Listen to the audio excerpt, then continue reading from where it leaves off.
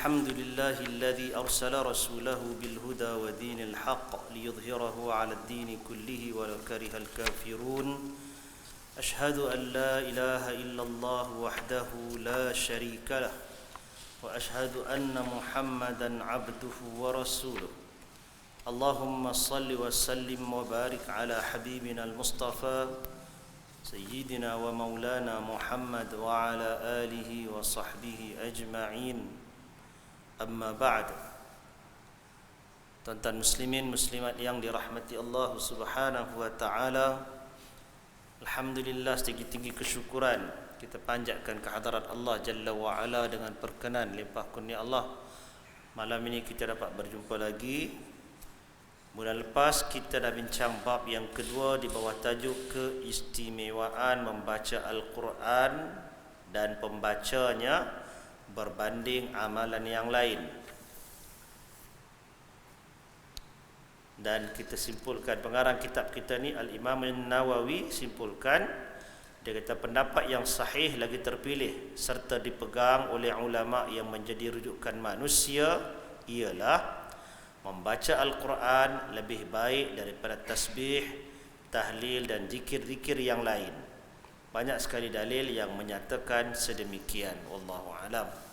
Baik, malam ni kita sambung dengan bab yang ketiga di bawah tajuk memuliakan ahli Al-Quran dan larangan menyakiti mereka. Muka surat sebelah yang ada kitab nah. Qala al-musannif rahimahullah, qala Allah, firman Allah azza wa jalla, a'udzu billahi minasy syaithanir rajim, wa may yu'azzim sya'airallahi fa innaha min taqwal qulub. Mafhumnya, barang siapa yang menghormati syiar-syiar agama Allah, maka dialah orang yang bertakwa, kerana sesungguhnya perbuatan itu satu kesan daripada sifat-sifat takwa hati orang mukmin. Suratul Hajj ayat ke-32. Baik, tuan-tuan yang dirahmati Allah, pengarang kitab kita ni dia mulakan bab ini dengan satu firman Allah Subhanahu wa taala. Allah Taala nyatakan barang siapa yang mengagungkan, membesarkan, menghormati sya'air Allah. Sya'air ini jamak daripada perkataan syiar. Syiar-syiar Allah Ta'ala ni apa dia? Sesuatu perlambangan yang menampakkan hukum hakam dan agama Allah Azza wa Jalla, kalau boleh kita sebutkan macam itu. Antara syiar agama Allah Ta'ala ini, satunya ialah salat jemaah, itu syiar. Azan, itu syiar. Azan syiar, melakukan solat secara berjamaah itu juga satu syiar, satu perlambangan yang ditunjukkan kepada orang ramai. Dan banyak lagi yang lain. Dan dalam bab ini, pengarang kitab kita ni dia masukkan sekali di dalam syiar Allah Ta'ala ialah bacaan Al-Quran dan pembacanya. Bila diperdengarkan bacaan Al-Quran, orang baca Quran mata reti orang pergi. Macam kita tengok bulan puasa kan. Bulan puasa ni dia tak serupa macam bulan lain. Kalau bulan lain kita tak berapa nampak orang duk baca Quran merata apa semua tu. Tapi kalau bulan puasa kita akan tengok, bahkan di setengah-setengah tempat, kot belah sini tak pernah ingat, tapi kalau zaman mengaji belah Arab sana tu, bila mai bulan puasa ni, kalau kata di universiti tu, duduk nampak ada kursi duduk je, ada orang duduk atas kursi kan, mesti dia pegang Quran. Naik bas, tak duduk dalam bas tu pun mesti ada yang pegang Quran. Yang tak ada pada bulan lain.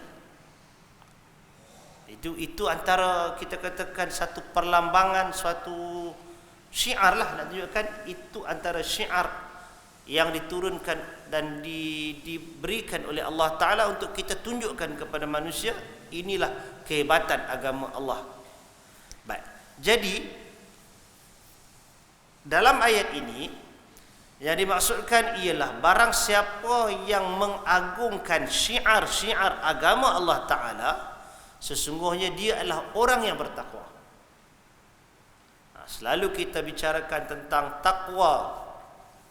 Apa pentingnya takwa? Pentingnya takwa kerana nilai kemuliaan manusia itu di sisi Allah Ta'ala timbangannya ialah pada takwa. Bukankah Allah Subhanahu wa Ta'ala yang bagi tahu kepada kita, inna akramakum indallahi atqakum, sesungguhnya yang paling mulia di kalangan kamu di sisi Allah. Kita cerita di sisi Allah, bukan cerita di sisi manusia. Kalau di sisi manusia, barangkali dia kena ada pangkat, dia kena ada gelaran, dia kena ada harta banyak, dia kena ada adik-beradik dia yang ramai, mungkin dia menjadi pemimpin masyarakat ke apa ke. Itu nilaian manusia. Belum tentu sama. Barangkali sama, barangkali juga tak sama dengan apa yang Allah Ta'ala nilai kita. Tapi yang Allah Ta'ala sebut kat kita, di sisi Allah Ta'ala penilaian itu ialah pada takwa. Yang paling mulia, belum tentu yang paling ramai anak isteri, belum tentu yang paling banyak harta, bukan tentu yang paling ada gelaran. Tetapi yang paling mulia di sisi Allah Ta'ala ialah yang paling bertakwa. Dan Nabi SAW pernah sebutkan, wallahi, dalam hadis Bukhari, demi Allah, inni la atqakum lillah. Demi Allah, sesungguhnya akulah yang paling bertakwa di kalangan kamu kepada Allah. Nabi kata aku yang paling bertakwa. Jadi pasal tu ranking Nabi tidak ada sebarang pertikaian lah. Nabi yang paling bertakwa, Nabi yang paling takut Allah Ta'ala, dan Nabi itulah yang paling mulia di sisi Allah Subhanahu wa Ta'ala. Itu sebab kan. Jadi kita ni nak mengejar takwa tu, yang disebutkan takwa ni pasal kita nak dapat duduk dekat ranking yang tinggi di sisi Allah Ta'ala. Kita nak dikira mulia di sisi Allah. Maka Allah Ta'ala turunkan kepada kita banyak ayat Al-Quran yang menceritakan tentang ciri orang bertakwa. Allah Ta'ala ceritakan kepada kita tentang bagaimana nak mendapat takwa. Allah Ta'ala bagi tahu tentang amalan yang kalau buat ini, natijahnya menjadi orang bertakwa. Macam selalu yang kita baca apa? Dalam ayat tentang kefarduan puasa, kita kata apa? Kutiba alaikumus siyam kama kutiba alal ladzina min qablikum, lepas tu la'allakum tattaqun, difardukan kepada kamu puasa seperti mana difardukan kepada umat sebelum daripada kamu, semoga kamu bertakwa. Semoga di situ bukan semoga, jauh lagi, maknanya natijah daripada melaksanakan ibadah puasa itu ialah takwa. Dan kita juga selalu ulang ayat itu pun ada. Allah Ta'ala hantar Al-Quran ini hudal lil muttaqin, sebagai petunjuk kepada orang-orang yang bertakwa. Baik. Jadi Al-Quran itu petunjuk kepada orang bertakwa, membesarkan syariat Allah, membesarkan syiar Allah Ta'ala juga termasuk di dalam sifat orang yang bertakwa. Kerana sesungguhnya perbuatan itu adalah satu kesan daripada sifat-sifat takwa hati orang beriman, orang beriman.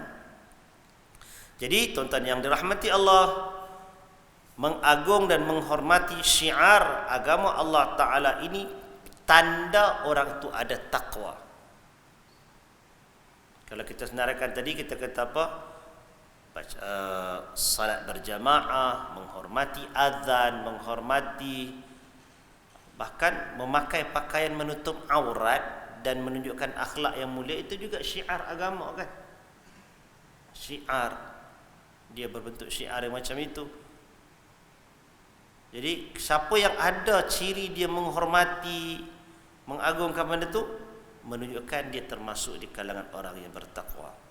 Baik, firman Allah Ta'ala yang lagi satu, yang lain dalam surah Al-Hajj ayat 30, wa may yu'azzim hurumatillahi fahuwa khairul lahu 'inda rabbih, dan barang siapa yang menghormati hukum-hukum Allah Ta'ala, maka yang demikian menjadi kebaikan baginya di sisi Tuhannya.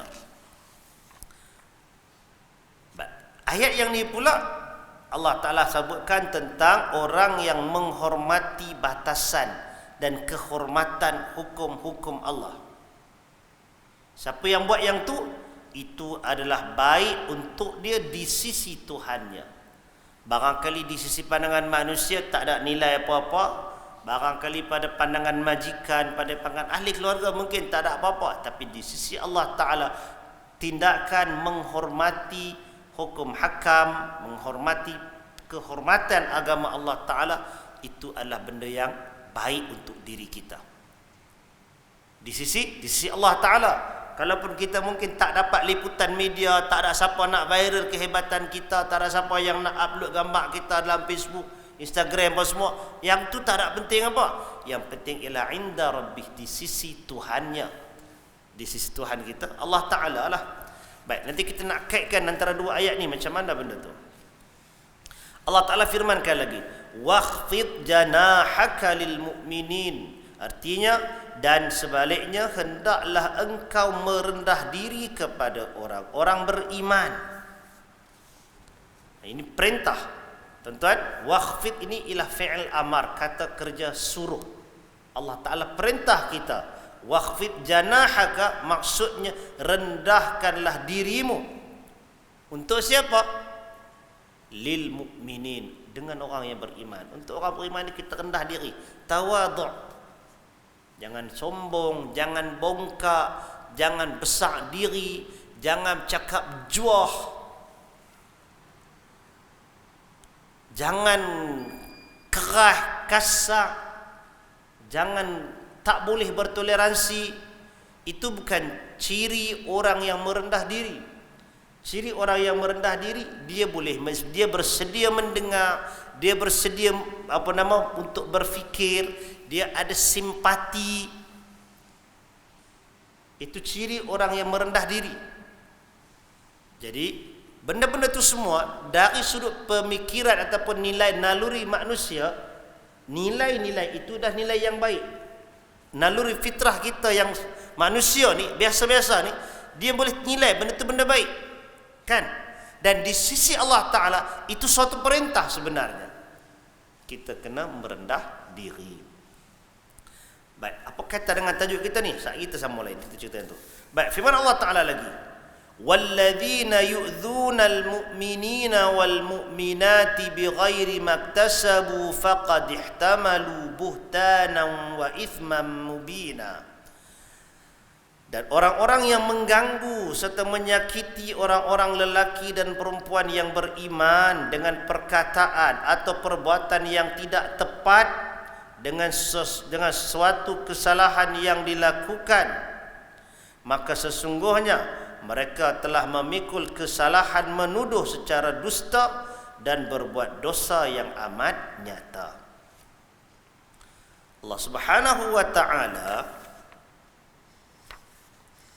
baca ayat ni, berikan ayat ni kepada kita, satu amaran untuk kita.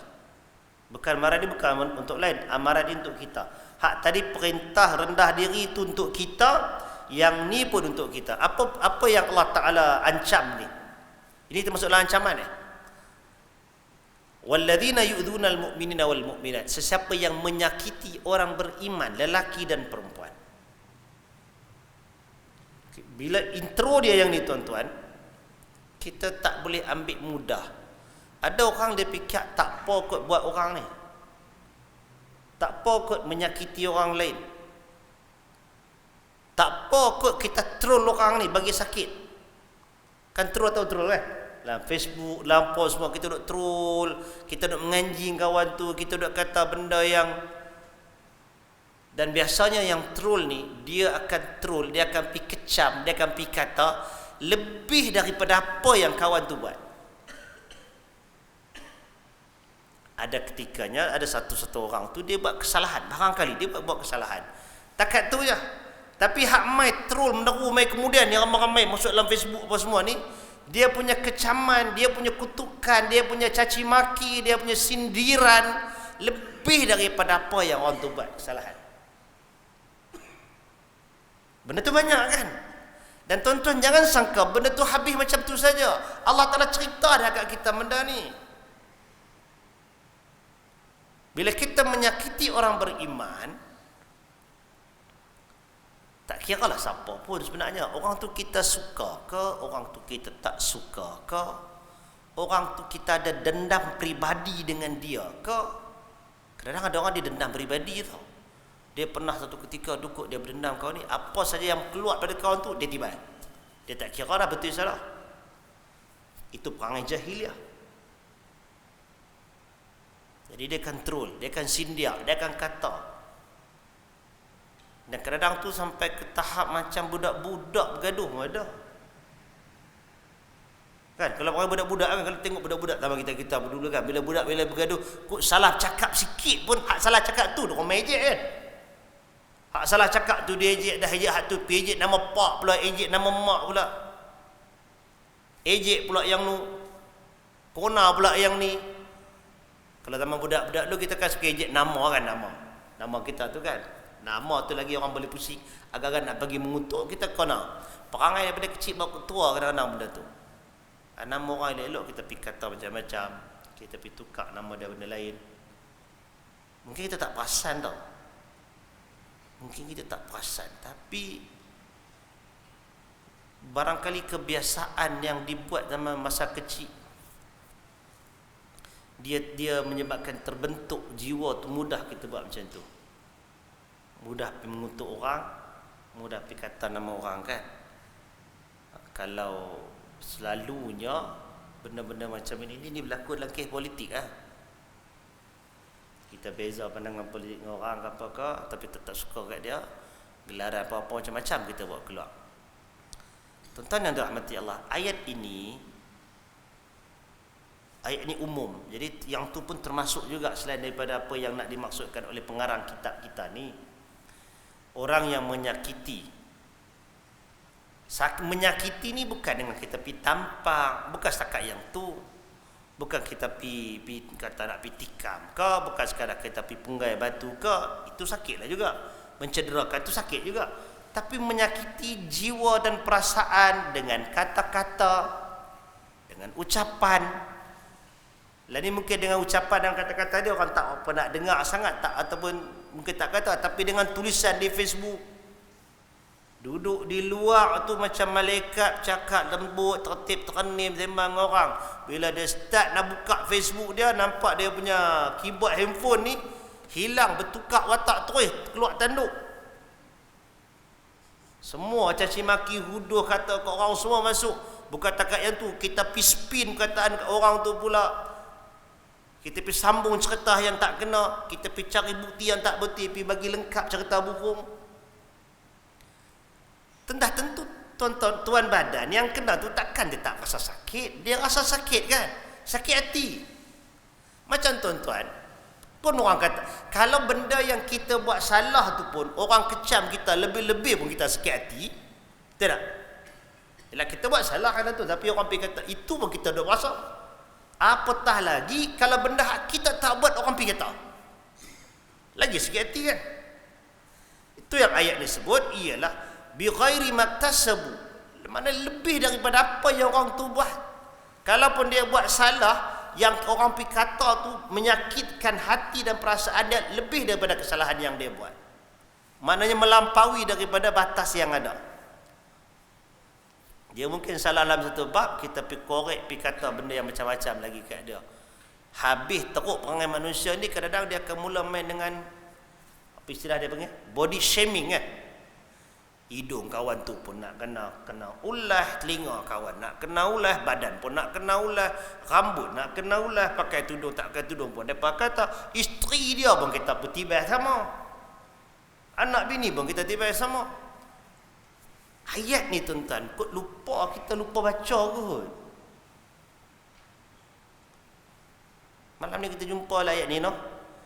Dan orang yang buat macam tu, Allah Ta'ala kata faqad ihtamalu buhtanan wa ithman mubina. Orang itu telah memikul satu kesalahan, menuduh secara berdusta. Buhtan, Perkataan buhtan ni tuan-tuan sebenarnya benda besar ni, buat benda dosa yang buat benda yang buruk lah, pendustaan yang betul-betul lah. Dan dia bukan berarti takat dia telah memikul satu pendustaan saja. Allah Ta'ala sambung ayat wa ithmam mubina, dan suatu dosa yang nyata. Dosa buat kerja tu. Tuan-tuan jangan kata pula, alah kita buat sikit daripada buat lagi teruk. Jangan buat timbangan macam tu. Kan ada orang kan, apa ni tu kan boleh buat macam ni. Alah kita buat sikit daripada lagi teruk.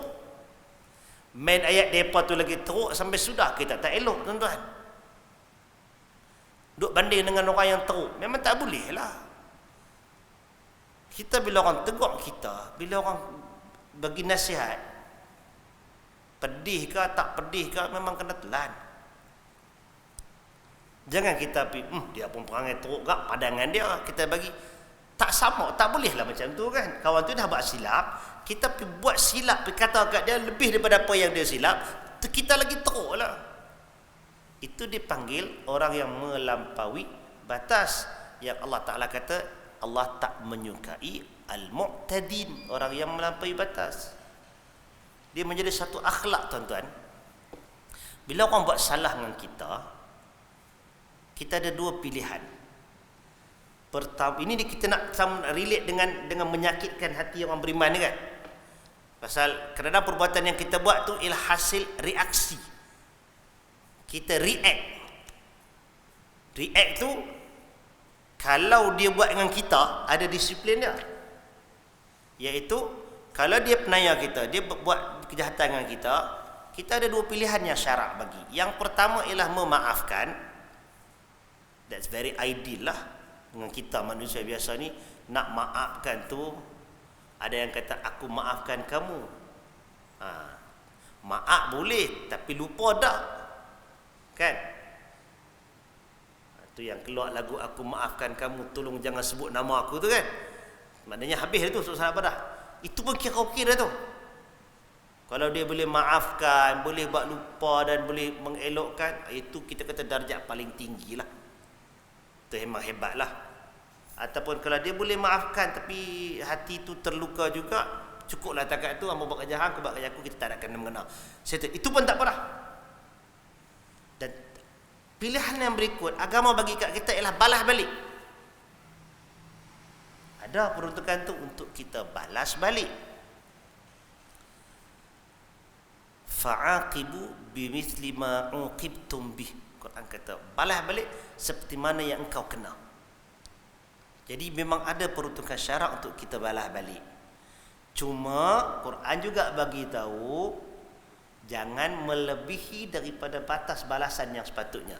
Pasal kalau dia buat, kita ambil contoh macam mana, kalau orang tu lukakan kita sampai siku, daripada tangan sampai siku, luka kat siku, kita balas dia balik tu berhenti ngam-ngam kat siku lah.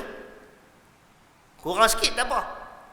Tapi kalau kita lebih daripada tu, dosa patah balik kat kita.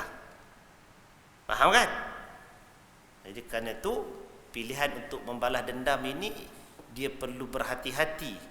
Pilihan itu ada pasal manusia. Memang dia takkan, bukan semua orang dia boleh puas hati, redha. Macam tuan-tuan ada tengok dekat media sosial orang Islam Filipina tu kan, yang anak dia mati kena bunuh, masa-masa penghakiman dia boleh beritahu, dia maafkan. Bukan semua orang boleh buat begitu. Dan kalau dia maafkan pun tetap juga kena hukum. Tapi boleh untuk kita balas pada kadar had yang ada. Kalau kita buat tu lebih, dosa patah balik kat kita. Sama juga Nabi ada sebut adalah hadis tentang dua orang yang bergaduh, maka kesalahan dikira pada yang memulakan, melainkan yang kedua itu melampaui batas. Kira macam tu. Baik, jadi kita nak cerita masalah react tadi ni, troll kita ni tadi. Kalau benda tu memang kena batang tubuh kita, kita balas balik, itu disiplin dia. Tapi kalau kita nak react, kita nak troll, kita nak sakit hati, benda tak ada kena mengena dengan kita pun, kita tak ada apa-apa pun. Kalau Facebook tu, kalau kita tak ulas, tak up status, tak ada lock sikit apa pun. Kalau kita up status, makin hambun tu pun tak jadi kesan apa pun. Tapi duk buat juga kan. Sat keluar pergi maki hamun kawan tu. Sat keluar tak padan tak tu dengan tuanya, dengan pergi masjid lagi. Dengan kawan tu lagi. Alamak. Tapi keluar status maki hamun kawan tu. Yang tanya hang kenapa? Tak ada apa-apa, saja geram. Saja geram. Yang tu pun tak boleh. Nanti orang kata, oh, pergi kata macam tu tak boleh. Tu kalau nak kata ke orang rasuah apa semua tu, rasuah tu cerita rasuah, kita kecam tak kat rasuah dia sudahlah. Sama juga kan, kesalahan tu kita dedahkan pada kadar kesalahan dia. Itu maksud ayat ini. Dan yang isi yang dikaitkan tajuk kita ni dengan ayat ni ialah tentang nilai orang beriman itu. Orang beriman tu jangan disakiti. Bukankah kita ini bersaudara? Orang yang bersaudara itu ikatannya kuat. Kan? Innamal mu'minuna ikhwah. Orang beriman itu bersaudara. Allah Ta'ala sebut tentang ciri orang yang beriman, Muhammadur Rasulullah walladzina amanu ma'ahu asyidda'u 'alal kuffari ruhama'u bainahum. Muhammad Rasulullah dan orang-orang yang beriman bersama dengannya, dengan Nabi, asyidda'u 'alal kuffar, keras, tegas terhadap orang kafir, ruhama'u bainahum, berkasih sayang sesama mereka. Jadi kalangan itu, bila orang beriman ni macam itu tuan-tuan, dalam umumnya orang beriman dia dah masuk dalam klub yang ni. Apatah lagi kalau orang beriman tersebut ialah ahlul Quran, orang yang menjunjung Al-Quran, lagi dia orang saleh, dia orang yang berbakti, apa semua sekali, tentulah lagi berat kesalahan kita kalau kita menyakitkan hati dan perasaan dia. Baik, seterusnya. Dalam bab ini, hadis Abu Mas'ud Al-Ansari dan Ibnu Abbas radhiyallahu anhuma yang pada bab kedua menjadi sandaran.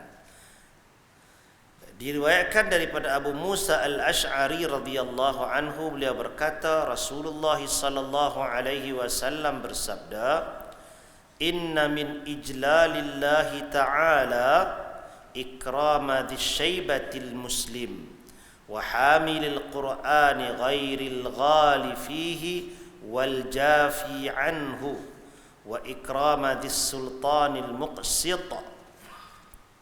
Artinya, sesungguhnya antara bentuk mengagungkan Allah Ta'ala ialah memuliakan Muslim yang telah tua, orang tua, penghafaz Al-Quran yang tidak melampaui batas dan melupakannya, serta memuliakan pemerintah yang adil.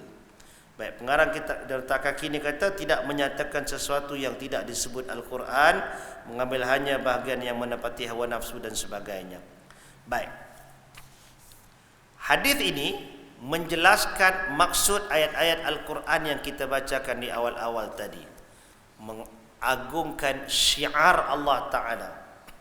Jadi Nabi kata dalam hadis riwayat Abu Daud ini, antara perbuatan yang berbentuk mengagungkan Allah Ta'ala, mengagungkan Allah Ta'ala, termasuk yang awal tadi ayat Quran tadi kan, apa dia? Ikrama disyaibatil muslim. Ikram maknanya memuliakan. Disyaibah kata syaib ni maknanya ni, hak putih duk banyak ni, uban banyak, tanda simbol orang tua. Walaupun ada kat orang muda yang beruban kan, tetapi dia bukan pada uban tu, tapi pada dia punya umur tu, orang tua. Maknanya dalam hadis ini Nabi beritahu antara tanda orang itu mengagungkan Allah Ta'ala, dia hormat orang tua.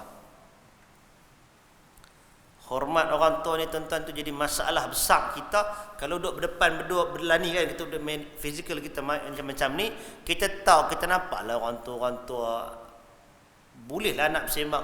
Tapi bila main dalam Facebook, main dalam media sosial ni, dia tak kira dah tua muda, dia main rodong lah.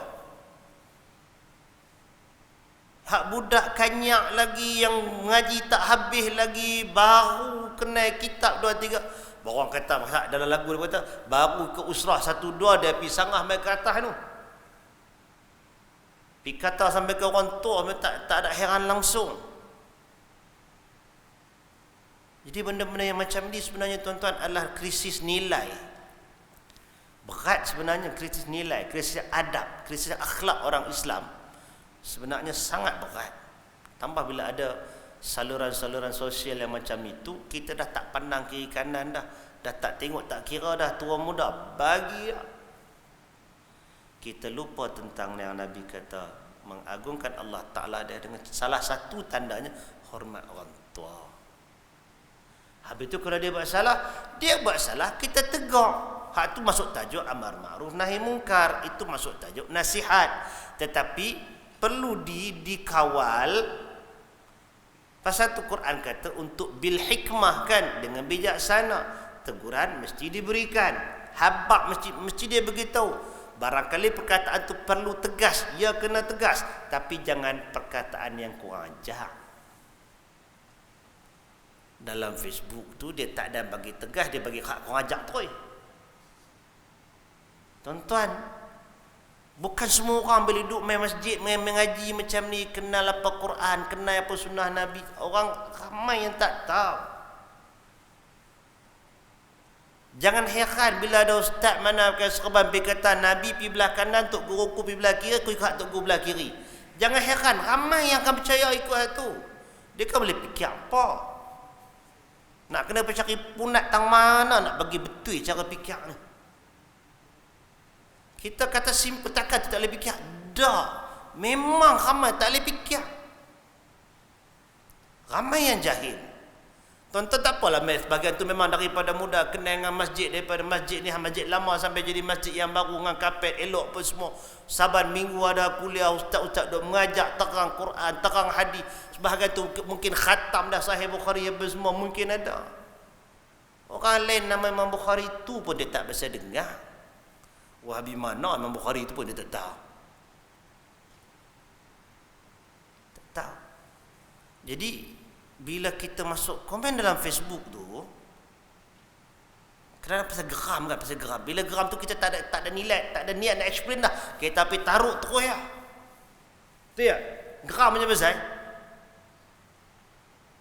Geram kita tiba terus dimaki. Kadang kita berkata, kita buh terus kata manduk gua mana tak pernah mengaji ke, pergi mengaji dululah. Ayat pergi mengaji dululah ni tuan-tuan tu tak jadi. Ayat tu tak jadi, nak kata hampir pergi belajar lagi. Dah, dia tak jadi. Tak ada orang lah bila dia kata, bila ada orang mesej ke kita, hang salah, hang kena pergi belajar dulu. Tak ada, siapa nak pergi. Tapi kalau kita terangkan, salah perkataan ni pasal apa? Kerana 1, 2, 3. Panjang sikit lah nak mengarang dalam Facebook tu. Itu yang malas tu. Jadi hak balik sana pergi kata kat sini, hak sini pergi kata kat sana, macam tu je. Dia kena terang. Tapi bila kita tak terang, kita serang, tu yang tak pandang kiri kanan dah. Orang tua, orang muda, tabur sekali semua. Kita terlupa hak pesan Nabi SAW. Itu satu. Kemudian Nabi sebut tadi tentang ijlal, mengagungkan Allah Ta'ala tadi, ialah menghormati hamilil Quran. Menghormati orang yang ada Quran dalam diri dia. Orang yang menghafal Al-Quran, guru-guru Al-Quran, orang yang ajak Quran. Ada nilai dia. Cuma Nabi sebut lagi, ciri ni ghairil ghali fihi, yang tidak melampau padanya. Tak melampau. Pasal apa dikira melampau? Maknanya dia pergi sebut benda yang Quran tak sebut. Nah, itu melampau lah. Wal jafi anhu. Yang jafi ni maknanya dia, kata jaf ni dia apa rasa terjemah bahasa Melayu? Dia macam apa nak kata nak sebut? Dia tak terima Quran tu. Ambil sikit-sikit sampai kaitan dengan nafsu saja. Berpaling dia daripada Al-Quran tu.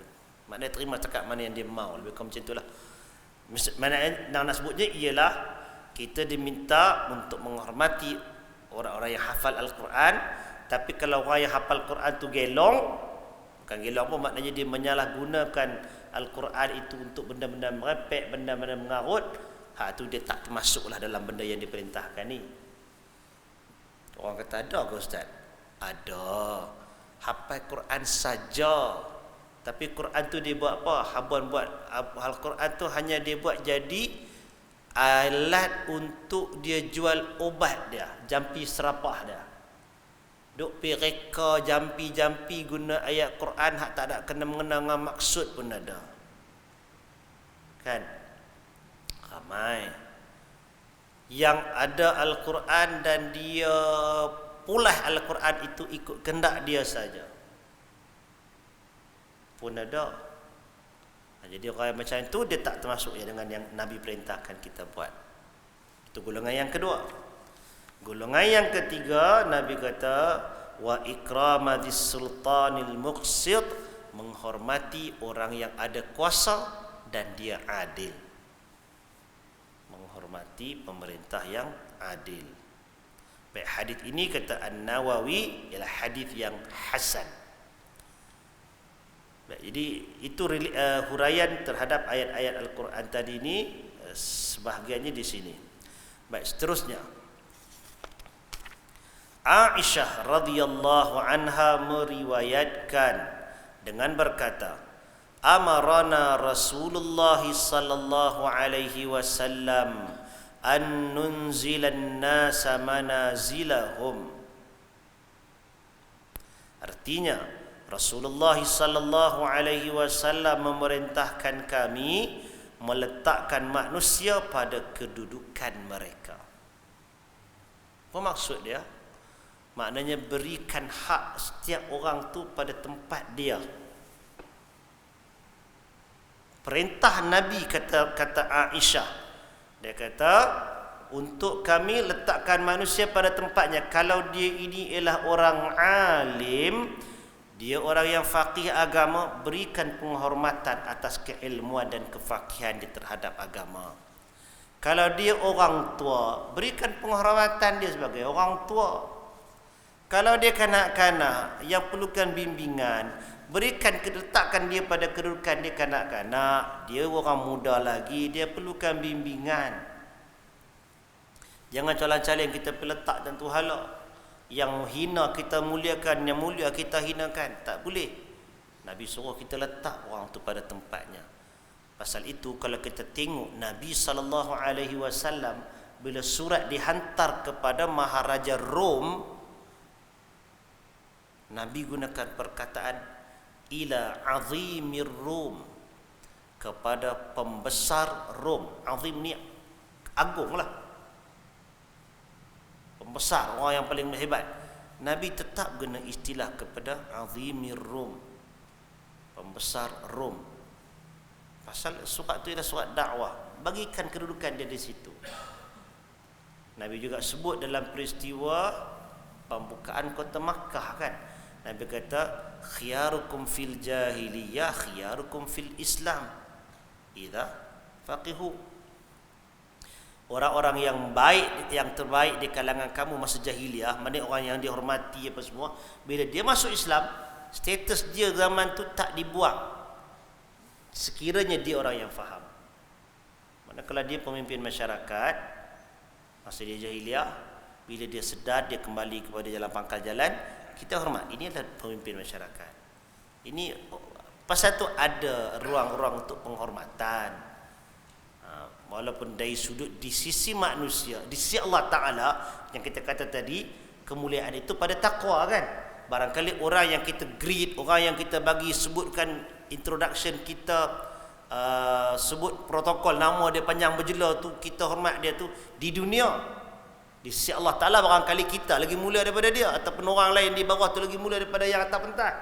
Tapi dari sudut kita kata atau cara majlis ke apa yang kita buat tu memang ada arahan, letakkan pada kedudukannya. Kalau dia ada gelaran hormat tu kita berikan, kita bagikan pada kadar dia yang patutnya. Itu adalah antara hubungan manusia lah. Itu yang diletakkan. Baik, kaitannya dengan tajuk kita ni, dengan poin kita ni, kaitannya ialah Allah Ta'ala muliakan manusia dengan Al-Quran. Orang yang bergelumang di masanya, hidupnya dengan Al-Quran adalah orang yang mulia. Orang yang baca Quran, orang yang mulia. Nabi juga sebut khairukum man ta'allama al-Qur'ana wa 'allama. Sebaik-baik kamu orang yang belajar Al-Quran dan mengajarkannya. So ada status dekat situ. Orang tu pula ambil effort yang lebih, bertungkuh lumih pi hafal pula Quran. Bukan dia kerja senang. Bukan kita boleh petik orang hafal Quran. Dah, Quran nak hafal ni bukan senang. Yang duk hafal itu pun saya hilang, saya ingat, saya hilang, macam tu je. Jadi ada kedudukan dia di situ. Maka hadis ini hubung kaitnya ialah hormat kepada ahli Al-Quran daripada kedudukannya di sisi agama. Ada nilai dari sisi agama. Maka dalam banyak-banyak status manusia ni yang ada ni, salah satu yang penting yang jadi fokus dalam tajuk kita ni, yang jadi syahid daripada hadis ni ialah orang-orang yang berkecimpung dan bergelumang dengan Al-Quran. Maksud tu ya? Baik, jadi tuan-tuan yang dirahmati Allah Subhanahu wa taala, hadis ini diriwayatkan oleh Abu Daud dalam sunannya dan Al-Bazzar dalam musnadnya. Al-Hakim Abu Abdullah berkata dalam kitab Ulumul Hadis, ia al-hadis yang sahih. Baik, tuan-tuan yang dirahmati Allah taala, kita berhenti dulu takat ni untuk bagi laluan kepada azan.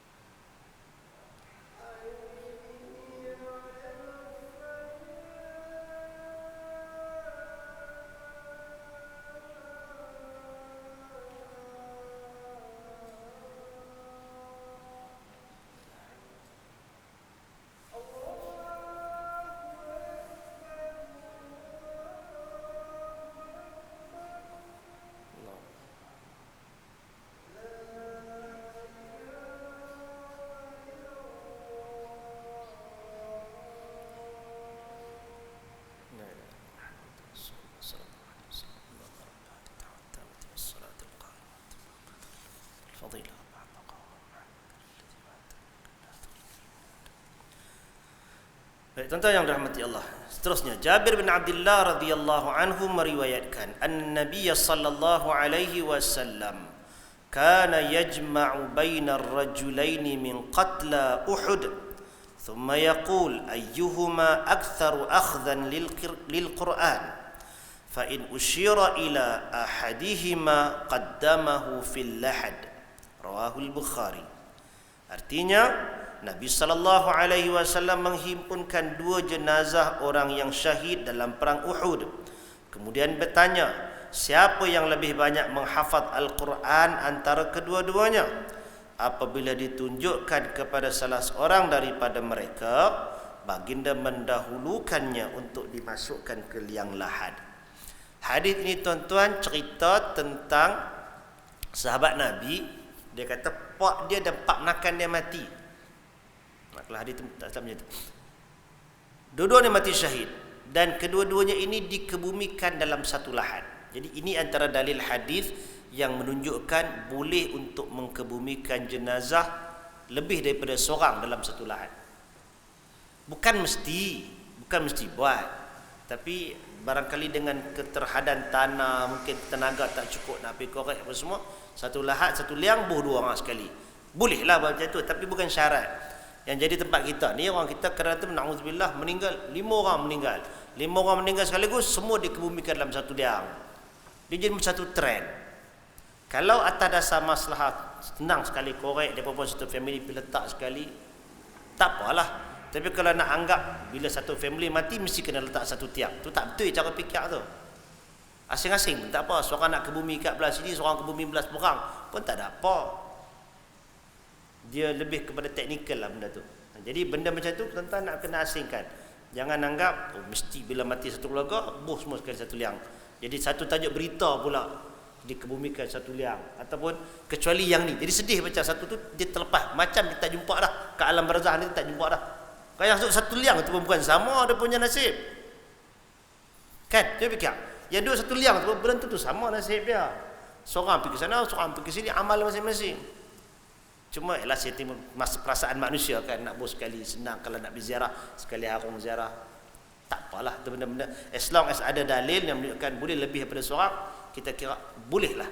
Cuma tarik keluar, buang sangkaan-sangkaan tak betul itu. Baik, dalam kes tersebut bila nak bila letak dalam satu liang, dia akan ditindankan, mayat tu akan ditindankan lahat bahu kanan kan? Ke bahu kiri?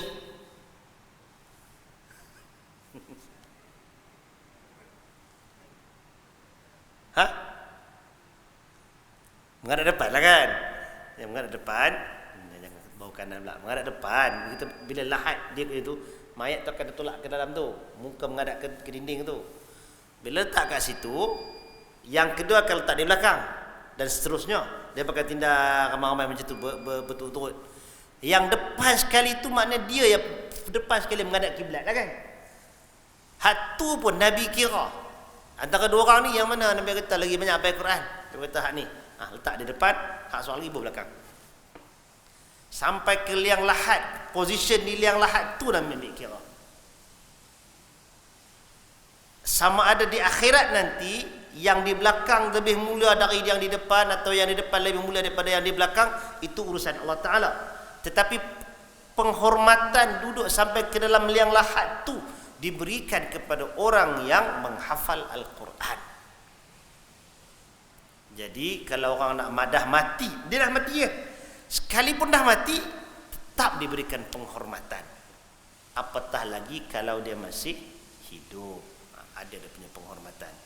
Baik, jadi tuan-tuan yang dirahmati Allah, hadis ini menunjukkan kepada kita ke arah yang seperti itu. Baik, seterusnya diriwayatkan daripada Abi Hurairah radhiyallahu anhu, daripada Rasulullah sallallahu alaihi wasallam, baginda bersabda, innallaha ta'ala qal man adzali waliyan faqad adzantuhu bil harb. Artinya Allah Ta'ala berfirman, barang siapa yang menyakiti waliku, maka aku isytiharkan perang terhadapnya. Hadis riwayat Al-Bukhari. Ini termasuk di dalam bab hadis qudsi. Hadis qudsi, Nabi sallallahu alaihi wasallam sebut Allah Ta'ala berfirman. Dia bukan Quran, dia tak boleh bawa masuk dalam Quran, tak sah. Tapi dia termasuk kategori hadis kursi. Dan hadis kursi ni tuan-tuan, penilaian dia sama macam penilaian hadis-hadis yang lain. Kena cek sanad dia macam mana, set matan dia. Dan yang ini duduk dalam riwayat Al-Bukhari, hadis ni sahih. Allah Ta'ala bagi tahu siapa yang menyakiti waliku. Wali ni siapa? Wali ni dia, kalau Syekhul Islam, dia berdua, dia sebut baina auliya'ir rahman wa auliya'is syaitan. Itu tajuk dia itu lebih kurang. Antara wali Allah Ar-Rahman dengan wali syaitan. Dia ada dua. Kalau kita nak simpulkan yang dikatakan wali Allah Ta'ala ini, dia bukan yang ada black magic. Bukan mesti wali tu ada karamah. Tok Khamat kita kata dia boleh buat keluar duit, dia keluar daun pokok tu bagi-bagi jadi duit. Tu bukan dia tanda dia wali. Dan bukan juga wali disebut oleh para ulama yang mengatakan wali Allah Ta'ala ni bukan orang bodoh dan bukan orang gila. Pasal apa kelab kata macam tu? Pasal ada orang sangka bila nampak orang main berjalan dengan tak pakai baju, jalan dengan kain pun singkat sebelah, kena pakai orang tak tutup aurat, jalan cakap seorang-seorang. Bila kita nak berkata, yang kata tu wali Allah. Para ulama kata habaq siap-siap dah. Wali Allah bukan orang gila. Tak masuk yang tu. Contoh jangan sangka tu kalau kita tengok dalam media sosial kan. Dia tak wali dengan isap rokok sebelah dengan pakai baju pun tak pakai aurat lutut pun semua duk paha duk nampak. Pakai kepiah singit duk isap rokok macam tu, orang ambil minta berkat kat dia. Kunun-kunun wali. Itu ialah pertimbangan yang salah. Wali Allah Ta'ala ini yang pertama sekali ialah orang yang takut kepada Allah Ta'ala, menjunjung titah perintah Allah Ta'ala dan ikut sunnah Nabi SAW. Karena itu antara perkataan yang dinukilkan daripada dinisbahkan kepada Abu Yazid Al-Bistami, seorang ahli sufi terkenal. Dia sebut, jangan terpesona, jangan terpedaya dengan sekiranya kamu nampak orang yang boleh berjalan di udara, boleh berterbang di udara, berjalan di atas air. Kira habis hebat tu kalau orang tu dia boleh terbang, kalau air tahayak dia boleh berjalan atas kaki ayak kan. Hebat dah tu kan. Apa lagi? Ada lagi 3 tempat perkataan yang kalau kita dia gambar apa nama macam hebat lah kan. Jangan pandang yang tu, tetapi pandang sejauh mana dia berpegang teguh dengan syariat Allah Subhanahu wa taala. Tu baru wali. Nah, baik. Jadi yang tu yang dimaksudkan dengan ayat ini. Siapa yang menyakiti waliku, maknanya menyakiti orang beriman, yang taat, yang bertakwa kepada Allah Ta'ala, yang menjunjung Al-Quran, yang mentaati, yang ikut sunnah Nabi SAW, yang pegang, gigit dengan geraham sunnah Nabi itu. Bukannya pergi tinggal hak Nabi, pergi ambil hak tu guru. Hak tu bukan wali Allah, tu bukan wali Rahman. Hak tu wali, hak satu lagi tu wali syaitan. Siapa yang menyakiti hak ni, yang taat tadi ni, faqad adzantuhu bil harb, aku isytiharkan perang terhadapnya. Diisytiharkan perang. Perang ni maknanya dimusuhi Allah Ta'ala lah kan. Dan perbuatan tu Allah takkan memusuhi benda elok. Allah takkan memusuhi benda hak masuk syurga. Allah musuhi benda yang berdosa, benda yang haram, benda hak buat masuk neraka. Jadi perbuatan menyakiti ni dalam konteks tajuk kita ni ahlul Quran yang dimaksudkan, orang yang jiwanya, kehidupan dia dengan Quran ini, jangan sampai kita menyakiti dia. Jangan hina, jangan tindah, jangan buat zalim, jangan buat tahana kat mereka. Kalau kita buat macam tu, ancamannya ialah Allah akan isytiharkan perang. Baik, kemudian sabit sebuah hadis dari dalam Sahih Al-Bukhari dan Muslim daripada Jundab Al-Qasri daripada Nabi sallallahu alaihi wasallam, baginda bersabda, "Man shalla subha fahuwa fi dhimmatillahi ta'ala, fala yatlubannakumullahu bi syai'in min dhimmatihi." Barang siapa yang mengerjakan solat subuh maka dia berada dalam jagaan Allah, maka Allah tidak akan menghukum kamu sedikit pun dengan sebab pemeliharaannya itu. Maksud hadis ini ialah tegahan melakukan sesuatu Ni mana? Yang tidak baik kepada orang yang di bawah jagaan Allah. Maksudnya apa tu? Siapa yang solat subuh, dia berada dalam lindungan Allah Ta'ala. Kan? Dan Allah tidak akan menghukum kamu sedikit pun dengan sebab pemeliharaannya itu. Orang yang main solat subuh ni orang beriman lah. Jadi bila hadis ni, salah satu daripada pengajarannya ialah jangan menyakiti orang yang kita tahu dia ni main masjid, dia ni main sembahyang subuh, usaha main pagi-pagi tu pi. Ada penghormatan untuk orang yang macam ini. Jangan sakiti depa tu. Kan? Baik, dua imam yang agung Abu Hanifah dan Asy-Syafi'i rahimahumallah turut meriwayatkan dengan mereka berkata, jika ulama bukan wali Allah, maka Allah tidak mempunyai wali. Jadi perkataan daripada dua orang imam yang besar ini, wali Allah tu hak ulama tu.